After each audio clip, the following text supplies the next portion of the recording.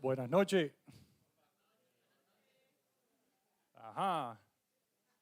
Bueno, tenemos una noche interesante esta noche y tenemos un mensaje súper especial. Así que vamos a ver ahora un mensajito que nos mandó nuestro pastor Freddy. All right. Vamos aquí. Mis queridos hermanos, muy buenas noches. Gracias por estar una vez más aquí, miércoles en la noche, en este tiempo de estudio bíblico. Gracias por su participación. Hoy estamos ausentes, Gerardo, Aldo, Sergio y yo. Una vez al año nos reunimos en una reunión con muchos pastores de distintas iglesias y nos toca, hoy salimos de viaje, pero no queríamos cancelar y suspender este estudio bíblico tan importante, así que hemos dejado esta pequeña grabación que les estoy haciendo y además un documental, un video fascinante acerca del tema de las profecías bíblicas. Ese es el tema que estamos estudiando los miércoles en la noche, las profecías bíblicas que se encuentran en el libro de Daniel, en el Antiguo Testamento, y en el libro de Apocalipsis, en el Nuevo Testamento. Quiero recordarles que las profecías bíblicas tienen dos partes. Una, las profecías que para nosotros ya se han cumplido durante milenios, durante cientos de años, pero también las que están por cumplirse. Las que están por cumplirse son las futuras para nosotros, y de esas en particular son de las que queremos hablar en esta noche. Quiero mostrarles los rótulos que ya les hemos mostrado en el pasado. La profecía más importante para nosotros los cristianos, el evento más importante, va a ser el regreso de Jesucristo a la tierra, que está en esta noche está demostrado con este rótulo. La segunda venida de Jesucristo, le llamamos a ese evento glorioso que se encuentra en la Biblia, donde Jesucristo regresa a la tierra para recoger a su pueblo, para establecer su reino aquí en la tierra y para cumplir todas las promesas que Él hizo en el Antiguo Testamento. Ahora, antes de eso, quiero recordarles que ya esto lo hemos cubierto. Ocurre lo que nosotros le llamamos el rapto, el levantamiento de la iglesia.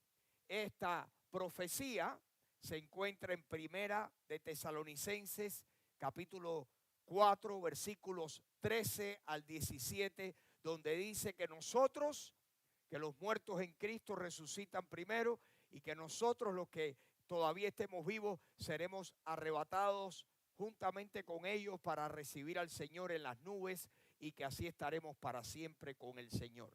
Ahora, entre este evento y la segunda venida de Jesucristo a la tierra, tenemos un periodo de tiempo que la Biblia nos dice que es un septenio, 7 años. Le llamamos el tiempo de la tribulación. La tribulación dura 7 años y la mayoría de las profecías que se encuentran en el libro de Apocalipsis toman lugar en estos 7 años. Los primeros 3 años y medio, los primeros 42 meses, se le llama el tiempo de la tribulación, y los últimos 42 meses se le llama la gran tribulación. En estos 7 años vemos todas las profecías apocalípticas cumplidas. Al final dice que el Señor acorta esos días, que los acorta, y aparece la señal en el cielo, que es al Señor Jesucristo que aparece y regresa a la tierra para establecer su reino, pelear contra las huestes del mal, pelear contra el anticristo y establecer su reino. Lo que ustedes van a ver esta noche se le llama el proyecto de Daniel, y es todas las profecías que toman lugar en este tiempo, o no todas, pero muchas de ellas. Lo que ustedes van a oír son principalmente las cosas que se desenvuelven en estos 7 años de tribulación. Este video dura 40 y tantos minutos. Va a ser muy interesante para ustedes, van a aprender muchísimo. Quiero recordarles que Dios mediante el sábado nosotros 4 regresamos, el domingo vamos a estar en la reunión dominical, el miércoles que viene vamos a estar aquí, el miércoles que viene vamos a dedicarlo a orar y a ayunar por nosotros, por nuestros hijos, por nuestra familia, por esta nación, que Dios nos conceda libertad y nos conceda recursos para nosotros hacer algo por este mundo, por personas que necesitan conocer la verdad acerca de la Biblia y acerca de Jesucristo. Así que los dejo con el próximo video, el proyecto de Daniel.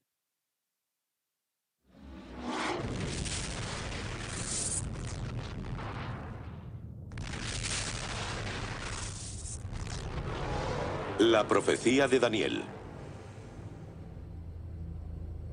En la primera parte de mi investigación descubrí que las profecías bíblicas parecen estar revelándose ante nuestros ojos. Las antiguas predicciones describieron acontecimientos que empezaban con la expulsión de los judíos de la antigua Judea y su retorno siglos después a la tierra que hoy en día conocemos como Israel. Según algunos comentaristas de la Biblia, eso significa que en 1948 empezó una mortífera cuenta atrás. Siguen ocurriendo hechos geopolíticos que parecen seguir esa cuenta atrás con una precisión escalofriante. Una advertencia de los antiguos manuscritos que solo los maestros comprenderán. Si esto resulta ser cierto, va a cambiarnos la vida a todos.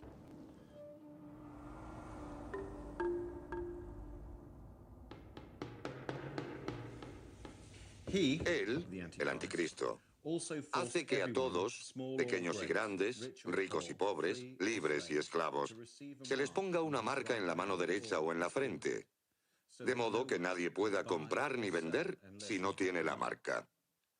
Apocalipsis 20, versículo 4. Vi también las almas de los decapitados por el testimonio de Jesús y la palabra de Dios, los que no habían adorado a la bestia ni a su imagen y no habían recibido su marca en la frente ni en la mano. Veamos la grabación. Las escrituras hablan de un nuevo tipo de moneda que llegará, según algunos, en forma de una especie de microchip, en la frente o en la mano derecha, y con el que la gente podrá comprar y vender, y no podrá hacerlo si no lo tiene. Cada vez más, las instituciones financieras buscan nuevas tecnologías, intentando encontrar un tipo de moneda que funcione como las tarjetas de crédito, pero sin serlo, para que no sea fácil falsificarla ni se pueda estafar a nadie. Obviamente, la implantación es la dirección en la que va esta tecnología. Sin duda, la siguiente revolución va a ser la nanotecnología. Es la capacidad para crear estructuras que manipulen la materia a nivel atómico y molecular. Podrá manifestarse en diminutos chips. Así que los humanos se convertirán en tecnología andante. La implantación ya se está dando a nivel experimental en los humanos.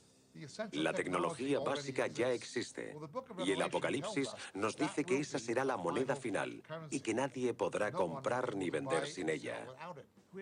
Quien controle esa tecnología acabará controlando nuestras vidas. Y es muy probable que al final sea el gobierno el que controle todas esas tecnologías. Ahora ya podemos verlo. Los gobiernos han nacionalizado varias industrias, las mantienen, las regulan, tendrán el control, y esas tecnologías dominarán y controlarán nuestras vidas y podrán usarse con fines inicuos.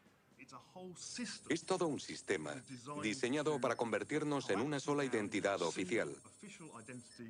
Y la única manera de acceder a ciertos servicios públicos y poder vivir nuestras vidas de una manera normal será utilizando esa especie de identidad asignada para confirmar que somos realmente nosotros. No estamos en contra de ninguna tecnología determinada, pero una vez implantadas esas tecnologías, si no tienes garantías y te descuidas, asumes esa presunción que parecen tener todos los gobiernos y las empresas de que cuando tienes los datos son suyos. Lo que no vemos es que esa información es nuestra. Si es sobre mí, es mía, ¿no? Y si va a hacerle algo o dañar a alguien, será a mí, ¿verdad? Por eso es tan importante que cuando se trata del control, la persona que lo controle debo ser yo. ¿Y usted? Y no un sistema nacional, internacional, que lo abarque todo y diga, bueno, para poder ganarte el pan y comprar esto o lo otro, vas a tener que vivir bajo un estado de vigilancia constante. El pasaporte electrónico con foto y un chip, una antena incrustada detrás de la foto, se lanzó, según dicen, para mejorar la seguridad. Pero hace justo lo contrario. Al gobierno le gusta mucho señalar que 20 o 21 países de la Unión Europea tienen el carnet de identidad. Pero lo que no dicen es que la gran mayoría, 19 de ellos, se lo impusieron a su población o lo aplicaron a toda la población durante la ocupación nazi, soviética o de cualquier dictador local. Hay que aprender de la historia. No podemos asumir que como estamos en el siglo XXI, Hitler, Stalin, Mao, Pol Pot, solo aparecen en los libros de historia, que lo de entonces no puede volver a pasar. Me temo que eso sería muy, muy ingenuo.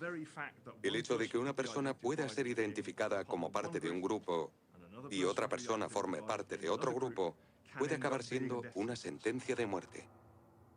Lo que debemos estudiar es si esas profecías que se hicieron, no lo olvidemos, hace más de 2000 años, hablan realmente de la tecnología. Jacob hablaba de la marca, una marca en la mano derecha o en la frente. Una marca sería un posible microchip con nuestros datos bancarios, nuestras tarjetas de crédito, nuestro historial crediticio y nuestra capacidad para comprar y vender. Visto así, está claro que es la tecnología. No cabe la menor duda. Yo tengo 2 perros y los 2 llevan su chip. Los medios están ahí. Es un proceso relativamente sencillo. Y sin duda, puede ocurrir. Puede que ahora mismo se estén haciendo pruebas en todo el mundo. Da miedo hablar de ello. Y otra de las cosas que me viene a la cabeza es que se dice claramente que está en la mano derecha. ¿Por qué en la mano derecha? ¿Qué significado tiene eso? Y si no sigues el juego de esa gente, te cortan la cabeza. ¿En qué lugar del mundo podría pasar eso? ¿Dónde pasa?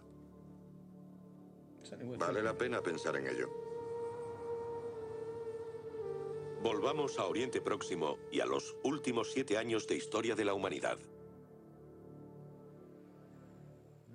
Muchos trabajarán por la paz en Oriente Próximo, aunque la profecía indica que Rusia, Irán, Turquía y otros países declararán la guerra a Israel. Se predijo, pero ¿ocurrirá?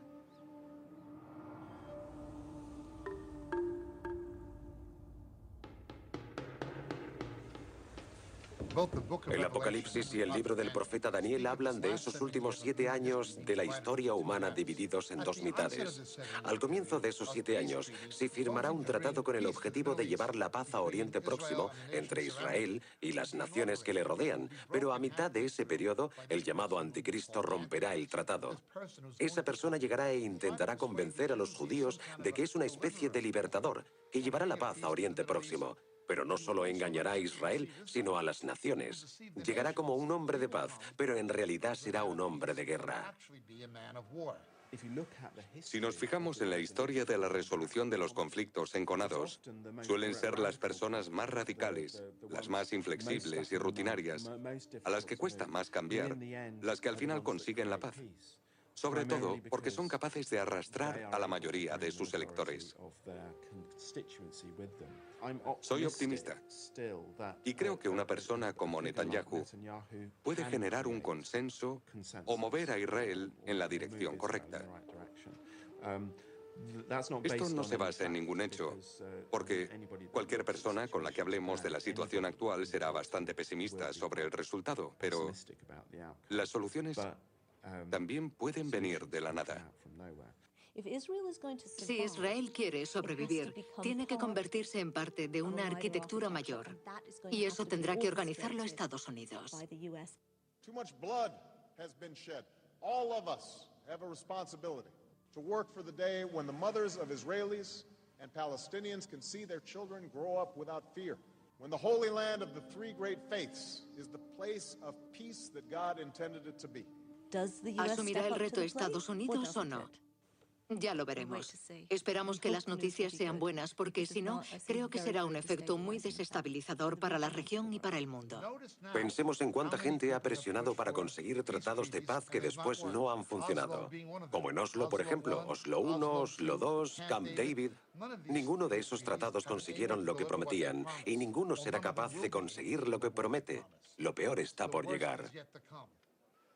Daniel también predijo que cuando esos sucesos ocurrieran, veríamos cómo Persia, el actual Irán, se convierte en una amenaza estratégica para la existencia de Israel, cosa que provocará un conflicto terrible.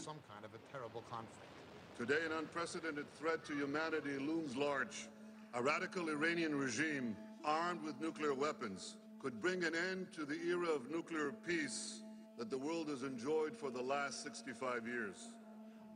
Sí, Ahmadinejad hizo esas afirmaciones, pero no tienen por qué estar relacionadas con el deseo de un holocausto nuclear. Que si creo, a pesar de la retórica que utilizó Ahmadinejad, que será capaz de borrar a Israel de la faz de la tierra, no lo creo. No creo que debamos preocuparnos por eso, la verdad. Pienso que ese ataque con armas nucleares solo ocurrirá si las cosas se descontrolan totalmente. Los israelíes tienen sus armas nucleares, pero no creo que las utilicen primero. Lo harán si se ven envueltos en una situación en la que sea muy difícil no utilizarlas. Si nos encontramos con que Israel entra en guerra con Irán, ¿cómo respondería Irán? Pues lo haría a través de sus infiltrados. Y ahí es cuando tendríamos una catástrofe global. Porque tienen la capacidad, nos guste o no, tienen presencia en prácticamente todos los continentes, en todas las ciudades y puede que incluso en muchas regiones pequeñas del mundo. Lo sabemos, pero será muy difícil demostrar quién está haciendo qué. Pero de repente, en un momento dado, veremos una chispa de actividad terrorista internacional que después será imitada y cuya inspiración vendrá directamente de Irán o estará organizada por Irán. Así que creo que ese es el mayor peligro y es lo que se debe evitar. ¿Por qué Rusia iba a ponerse de acuerdo con Irán cuando la propia Rusia teme lo que Irán representa, el fundamentalismo islámico? No parece tener ningún sentido estratégico ni lógico, a no ser que Rusia vea a Irán como un mecanismo para provocar una inestabilidad en Oriente Próximo que haga poco fiable el petróleo árabe y aumentar así el valor del petróleo ruso. El gas natural, convirtiendo a Rusia en la nueva Arabia Saudí. Esa es una posible explicación para algunas personas.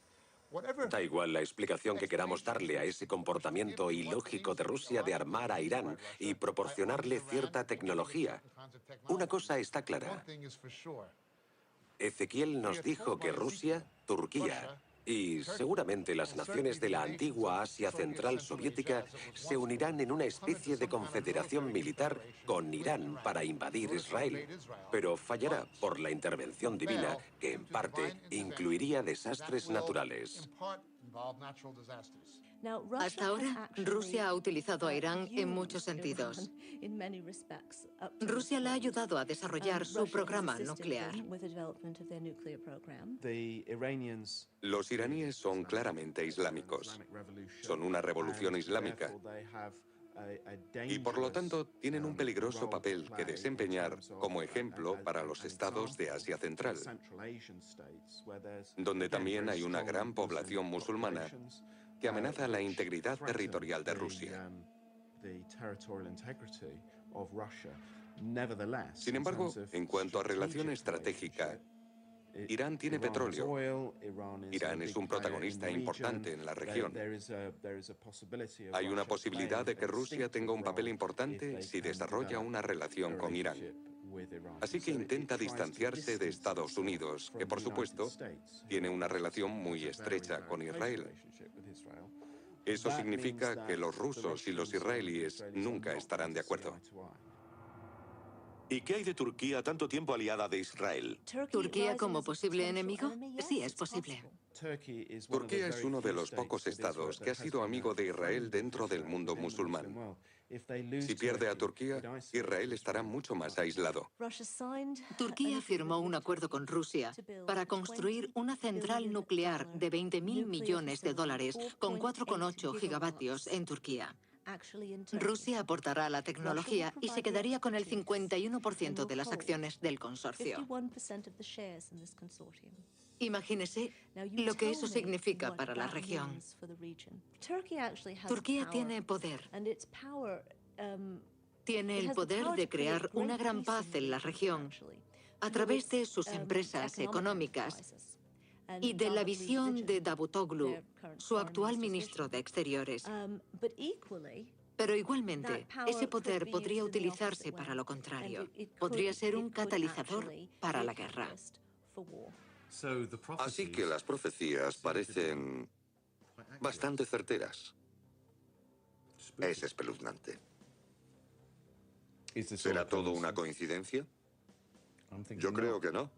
No sé ustedes. La constelación de sucesos globales está casi completada. Las predicciones son una señal clara y visible.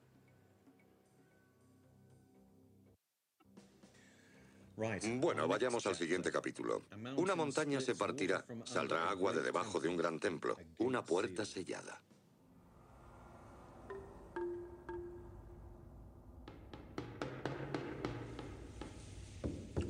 Aquel día se plantarán sus pies sobre el monte de los olivos, al este de Jerusalén.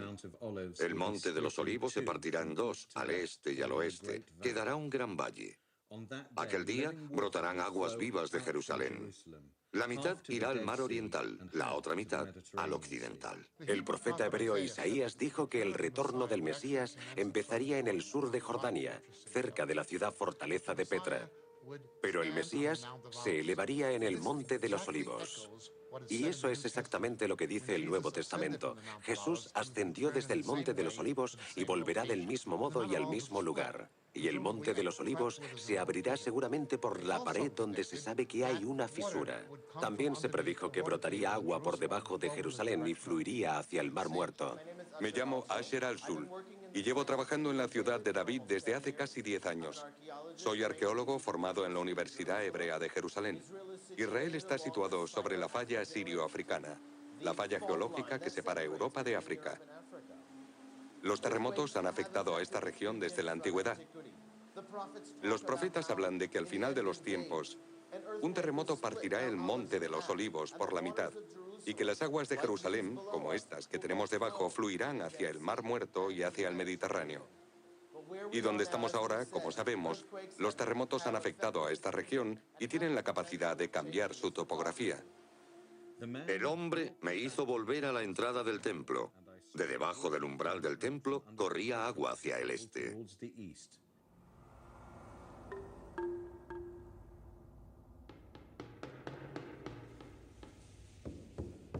El templo tendrá que reconstruirse y según el Apocalipsis capítulo 11, será digamos un templo tribulacional. Eso tiene que ocurrir y ahora mismo hay yeshivas, escuelas religiosas judías, ocupándose de resucitar al antiguo sacerdocio levítico. Hay un instituto del templo que está recogiendo, restaurando y diseñando los objetos necesarios para reintroducir el culto levítico. Está ocurriendo mientras hablamos. La Torá nos obliga. Construidme un santuario y moraré entre la gente. Y eso exactamente estamos haciendo. Estamos intentando construir la casa de Dios, el tercer templo, como anunciaron los profetas, todos y cada uno de ellos, porque ese es el mismo centro del libro. Hay que responder a las órdenes, a las obligaciones de la palabra de Dios.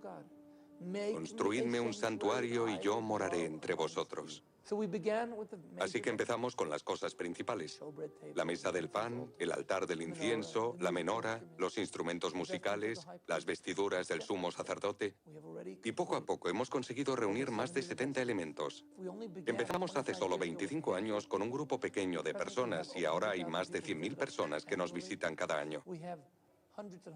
Hay cientos de miles de personas de todo el mundo que entran en nuestra página web cada día y que intentan formar parte de este piadoso fenómeno histórico. Ha llegado el momento de que el mundo se congregue en torno a un solo Dios, y donde Él dijo, en Jerusalén. En cuanto empecemos, deberíamos tardar 1 o 2 años en construirlo. El 21 de mayo de 2009, el fiel movimiento del Monte del Templo presentó al mundo en Jerusalén la piedra angular del templo de 13 toneladas de peso. Luego, el hombre, un ángel, me hizo volver al pórtico exterior del santuario que mira hacia oriente. Estaba cerrado. El Señor me dijo, este pórtico permanecerá cerrado.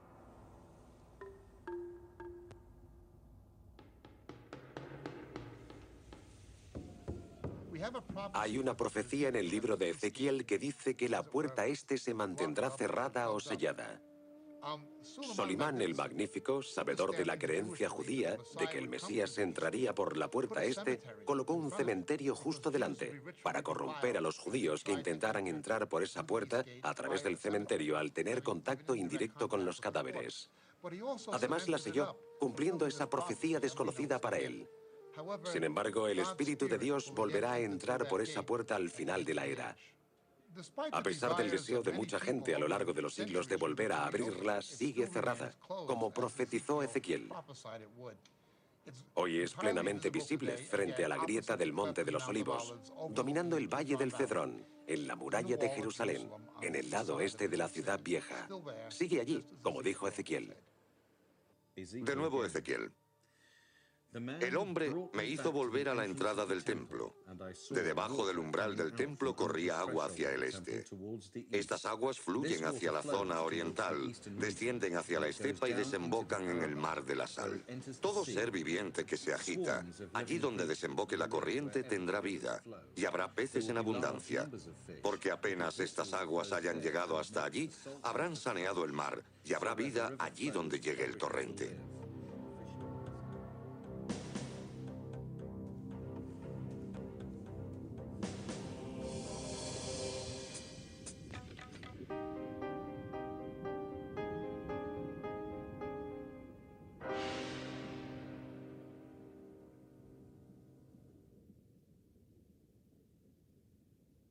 Bien, todo esto aún no ha pasado.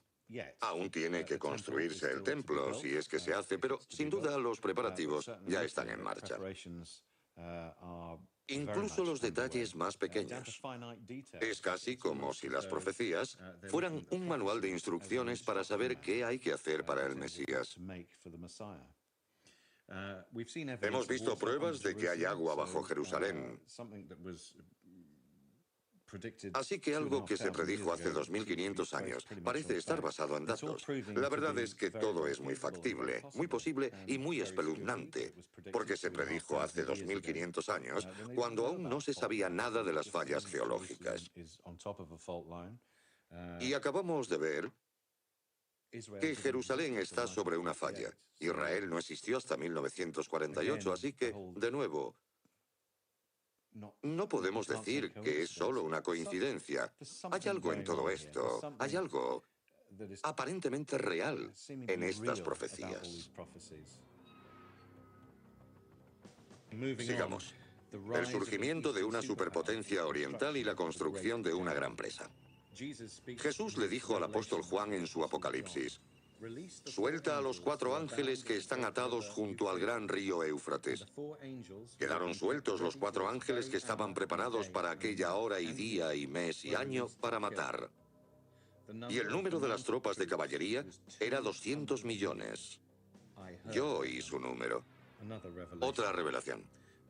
El sexto ángel derramó su copa sobre el gran río, el Éufrates, y se secó su agua, de forma que quedó preparado el camino de los reyes que vienen del oriente, y los congregó en un lugar llamado en hebreo Armagedón.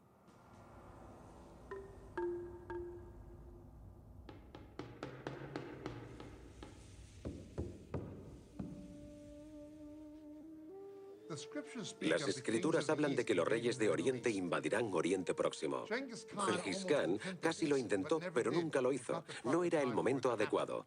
Las únicas naciones del mundo que podrían reunir un ejército de 200 millones serían las de Extremo Oriente.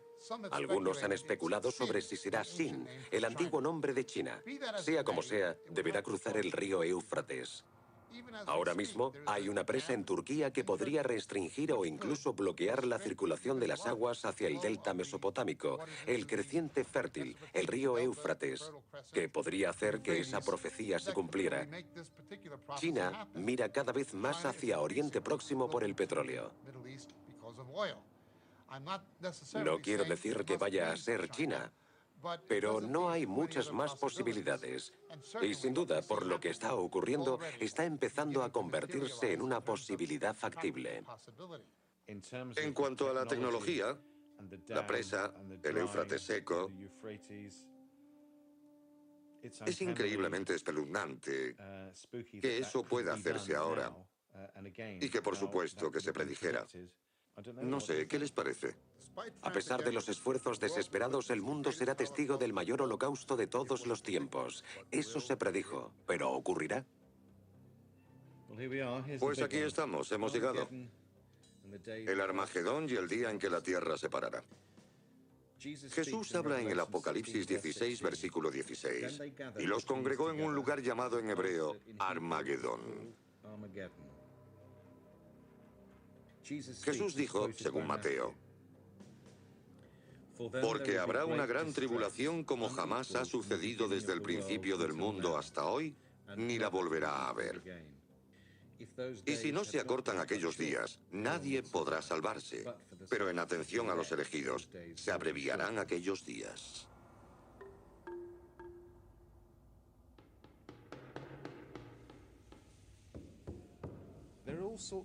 Hay muchas formas de cortar la tarta, digamos. Podemos decir, por ejemplo, que Estados Unidos y Rusia poseen entre los dos el 96 o 97% del arsenal nuclear del mundo. En ese sentido, si tuviera que haber un accidente o algún tipo de guerra y un gran ataque nuclear, seguramente sería entre ellos dos. Aparte de esos estados con armas nucleares, es muy difícil saber quién más. Aunque yo diría que de todos, Pakistán es probablemente el mayor problema. Pero también Israel, al que no he mencionado. Israel tiene una relación muy complicada con sus vecinos y aunque ninguno tiene aún armas nucleares para hacerle frente, y nadie cree tampoco que Israel lance armas nucleares en un futuro cercano, podría crearse una situación conflictiva en cualquier momento que implicara el uso de esas armas. Seguramente será cuando Irán tenga armas nucleares. Y esa relación entre Irán e Israel es la que tendremos que vigilar los próximos años, pues puede ser muy conflictiva.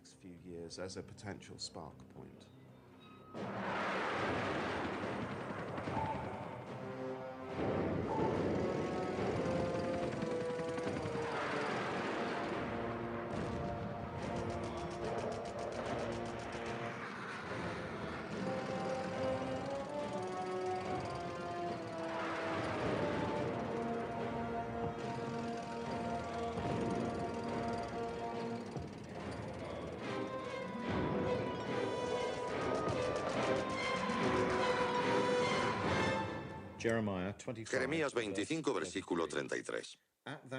Aquel día habrá víctimas del Señor de un extremo al otro de la tierra. Nadie llorará por ellos ni los enterrará. Serán como estiércol sobre el suelo.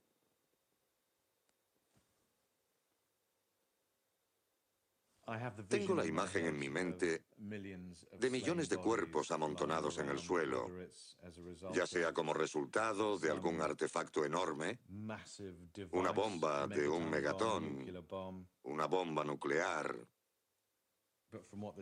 Pero según pone aquí, se está hablando de toda la Tierra. Absolutamente aterrador y tristemente posible.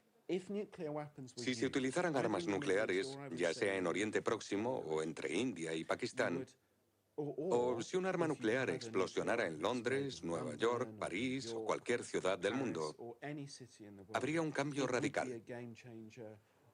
Sería como el 11S multiplicado por 100. Y la razón es porque la gente se daría cuenta de la vulnerabilidad de la sociedad moderna. Habría un importante e inmediato descenso de la confianza en la vida urbana. Habría un cambio en el modo en que la gente se relacionaría con los demás a nivel internacional. Y después habría dos opciones importantes. Por un lado, la de que todos necesitáramos armas nucleares para defendernos. Sería lo mismo, pero implicando a todo el mundo.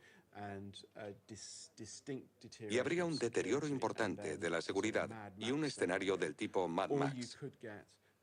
O la opción de reconocer que el problema de la amenaza de las armas nucleares son las propias armas nucleares y que hay que multiplicar los esfuerzos para deshacernos de ellas de una vez por todas. Y esa es una opción optimista. Primero se utilizan las armas nucleares y después todo el mundo se da cuenta del peligro. Tendremos que enfrentarnos a esa opción. El propio Jesús nos avisó de que a menos que Él vuelva, ningún humano se salvará. La raza humana se llevará a sí misma hasta la extinción. Tecnológicamente, eso no era posible hasta el siglo XX. Es fácil ver que si hay un conflicto nuclear, aunque solo sea en una zona del mundo, podría desbordarse y afectar a todo el planeta. Eso no fue posible ni estratégica ni tecnológicamente hasta los años 40, pero ahora sí que lo es.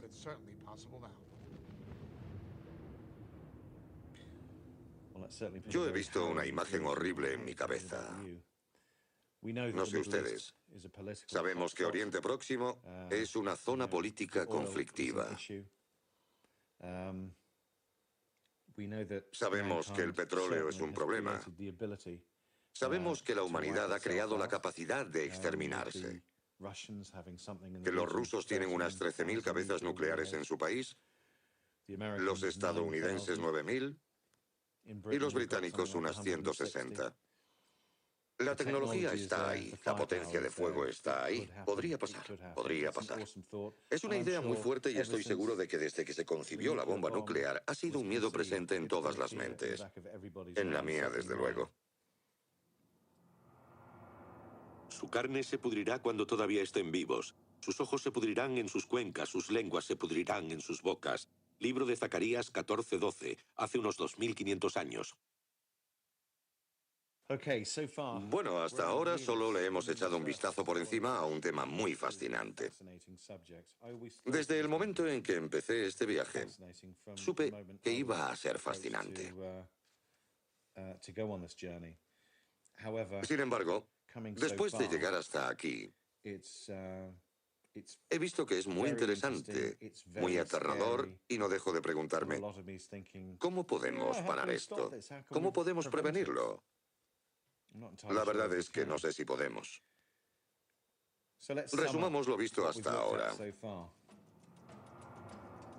Como advirtió Jesús y predijo Daniel, los romanos destruyen Jerusalén y los judíos son deportados progresivamente en los siglos I y II de Jerusalén y de la zona sur de Israel. La historia ha estado plagada de antisemitismo, de odio hacia los judíos, de ese os odiamos. Los judíos eran perseguidos en todos los países en los que vivían. Ni siquiera es lógico, pero ya se predijo en la Torá, en el capítulo 28 del libro del Deuteronomio y en el 26 del Levítico, que esas cosas les pasarían a los judíos. Recogeré a los hijos de Israel de entre las naciones a donde han ido. Los reuniré de todas partes para llevarlos a su tierra. La cuestión de este pasaje es que aún no ha habido un momento en la historia en la que todos los judíos del mundo hayan vuelto a Israel y hayan recuperado su tierra y su nacionalidad, a excepción de en 1948. Y aunque nos enfrentábamos a una gran catástrofe y la sensación era que ese experimento de establecer un Estado judío iba a llegar a su fin, alguien de arriba tenía otros planes.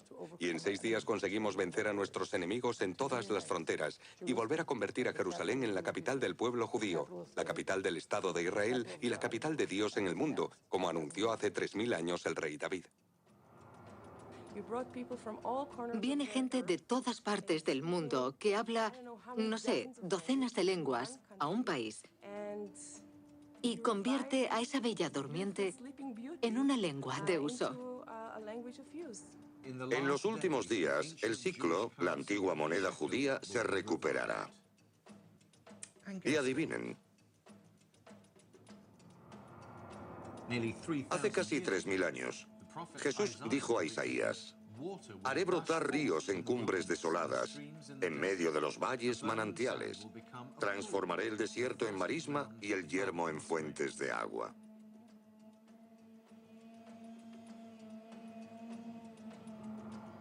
Las primeras personas que vinieron aquí solo vieron agua salada y desierto. Cuando Israel se convirtió en una nación en 1948, hubo un importante programa nacional de reforestación que literalmente cumplía la profecía. Y, por supuesto, Israel es la huerta de Oriente Próximo. En ninguna otra parte de la región se encuentra tanta tierra cultivable ganada al desierto. Y las montañas manarán vino dulce, y sus frutos llenarán el mundo. Vais a oír hablar de guerras y noticias de guerra. Se levantará pueblo contra pueblo y reino contra reino. Habrá hambre y terremotos, señales en el sol, la luna y las estrellas. A las naciones les angustiará el rugido y la sacudida del mar. Los hombres se desmayarán de terror, inquietos por lo que le ocurrirá al mundo. Esas cosas ocurrirán. Los hombres serán egoístas, avariciosos, fanfarrones, soberbios, blasfemos, desobedientes, ingratos, irreligiosos, despiadados, desleales, calumniadores, desenfrenados, brutales, enemigos del bien, traidores, precipitados, engreídos, amigos del placer.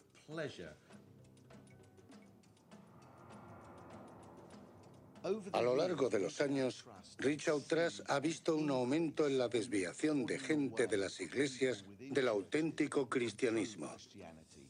Se han alejado de la verdad bíblica.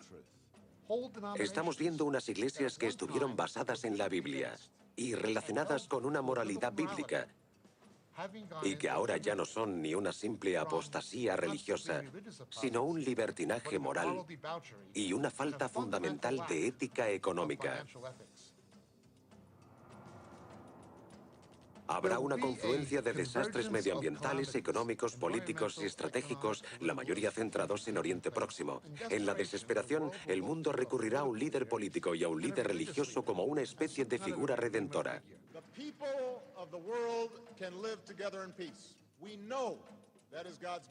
Necesitamos un líder y un grupo de personas a su alrededor, no solo un hombre. Pero necesitamos a ese hombre para entregar el mensaje.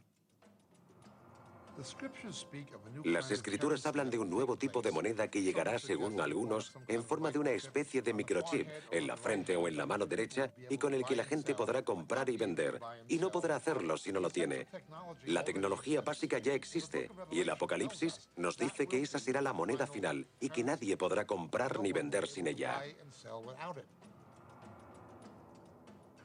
Veremos cómo Persia, el actual Irán, se convierte en una amenaza estratégica para la existencia de Israel. Ezequiel nos dijo que Rusia, Turquía y seguramente las naciones de la antigua Asia Central Soviética se unirán en una especie de confederación militar con Irán para invadir Israel, cosa que provocará un conflicto terrible.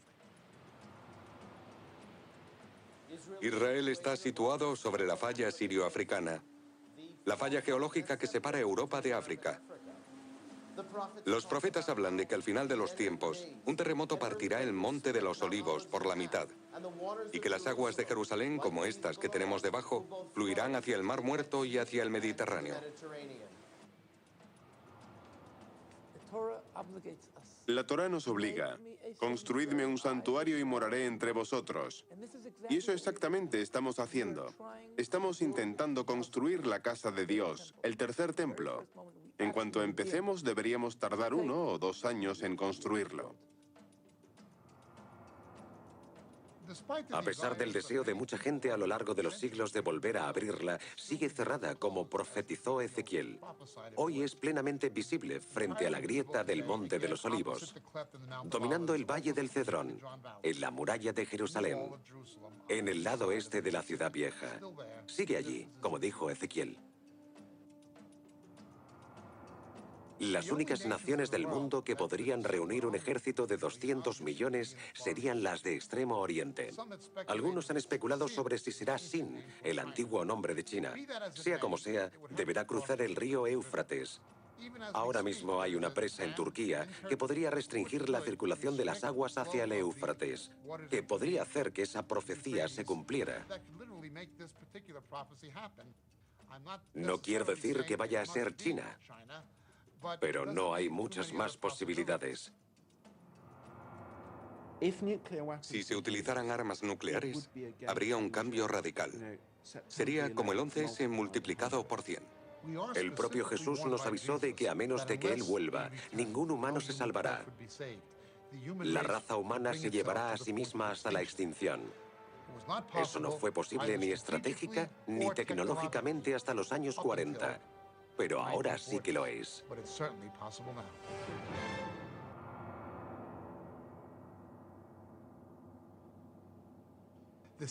Igual que en tiempos de Daniel, hubo gente que entendió los acontecimientos de esa época, también habrá gente que en los últimos días hará lo mismo. Serán capaces de entender, pero ya nos avisó Daniel, los malvados no lo entenderán. Y también nos avisó de que habría una salida. El Nuevo Testamento enseña a sí mismo que cuando esos sucesos empiecen a ocurrir, llegará un momento en que los justos podrán escapar. Bueno, todos hemos visto lo mismo y es fascinante. Primero, debemos aceptar si lo que hemos visto ocurrirá en el futuro y no en un futuro muy lejano, por lo que parece. Creo que solo pueden sacarse 2 conclusiones. Una es que todo esto son tonterías. No es verdad, no va a pasar. Y por lo tanto no hay nada de qué preocuparse. Podemos levantarnos y decir, bueno, ha sido entretenido, y seguir con nuestras vidas, que no está mal. Y la otra es aceptar que esto es lo que ocurrirá en el futuro y empezar a pensar cómo afrontarlo y qué podemos hacer. Para mí, esta es la más difícil. Lo fácil es olvidarse. Este viaje ha sido increíble. Muy, muy interesante y preocupante al mismo tiempo. Pero me ha dejado con ganas de saber más. Ahora les dejo en las expertas manos de Jacob. Quiero que la gente estudie las pruebas y se convenza por sí misma. Creo, de hecho estoy totalmente convencido de que las personas que estudien realmente las pruebas y reflexionen sobre ellas se quedarán atónitas con la conclusión a la que llegarán.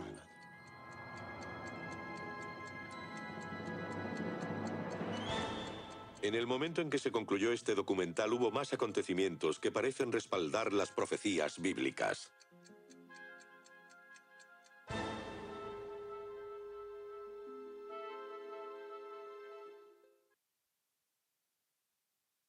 ¿Qué tal? Da escalofrío, ¿verdad? Así es. Y les digo algo. Piensen en el mundo que estamos viviendo en este momento, que todo es smart, ¿verdad? Tenemos termostatos para el aire acondicionado inteligente, neveras inteligentes, el horno inteligente, vamos ahí y nosotros poco a poco como que vamos adoptando esas tecnologías y lo vemos como algo positivo, ¿verdad? Yo mismo me estoy monitoreando constantemente y vemos que vamos poco a poco en esa dirección. Nosotros que tenemos la verdad sabemos que hay algo, otros motivos detrás de toda esa tecnología a la larga, ¿verdad? Pero los que no conocen a Cristo, pues lo van adoptando y lo ven como lo último. Yo compartí con Freddy, que quizás lo va a enseñar la próxima vez, en Suiza ya tienen implementado lo que es el RFID y incluso lo están utilizando porque el transporte del metro ahí es muy común y utilizan un celular, en vez de tener el boleto, pues te escanean la mano y pasa y nada. Así que cuánto más nos anhelamos la venida del Señor, ¿verdad? Porque estamos viendo lo que está pasando.